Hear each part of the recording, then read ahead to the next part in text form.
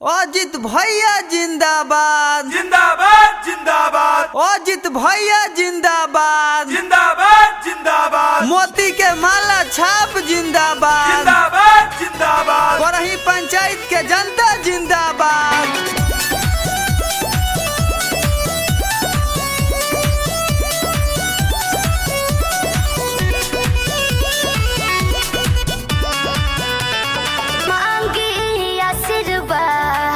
चाचा दोनों हाथ जोड़े बेटा हम बेराउर कोनो गैर हमें थोड़ी। अजित भैया के जितावे के बहो अब की मुखिया बनावे के बहो अजित भैया के जितावे के बहो अब की मुखिया बनावे के बहो। मांगी आशीर्वाद चाचा दोनों हाथ जोड़े बेटा हम बेराउर कोनो गैर हमें थोड़ी। अजित भैया के जितावे के बहो अब की मुखिया बनावे के बहो मोती माला के जितावे के बहो अब की मुखिया बनावे के बहो।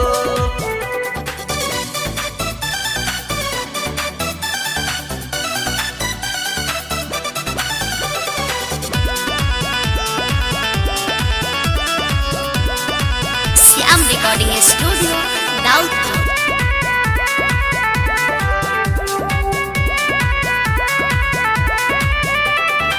निहोरा बाटे चली न साथ रुको चलत बाने साथ में अजित भैया के वोट देवल जाई पर्चा ले ली हमकर हाथ में। निहोरा बाटे चली न साथ रुको चलत बाने साथ में मोती के माला पर वोट देवल जाई पर्चा ले ली हमकर हाथ में। गोली गोली रोड बना बाबे के बहो बेटा हम बेराउर कोनो गैर हमें थोड़ी।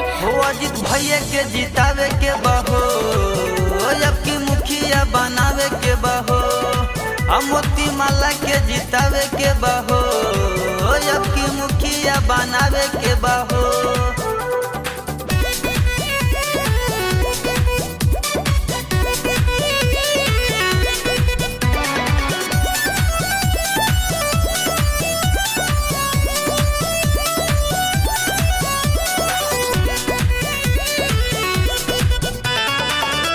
हो चाची ए हो काकी करिनी हो तहरा से अजित भैया के भोटवा दी हल जाई रुकियो न केहू के कहला से। Shyam recording studio Daudpur. ए हो बहिना ए हो भाभी करिनी हो तहरा से करही पंचायत के होई विकास अब की रोकियो न केहू के कहला से। के नंबर बाबे मोती माला छप निशानी के नंबर बाबे मोती माला छप निशानी अजित भैया के जितावे के बजी अब की मुखिया बनावे के बजी अजित भैया के जितावे के बजी अब की मुखिया बनावे के बजी।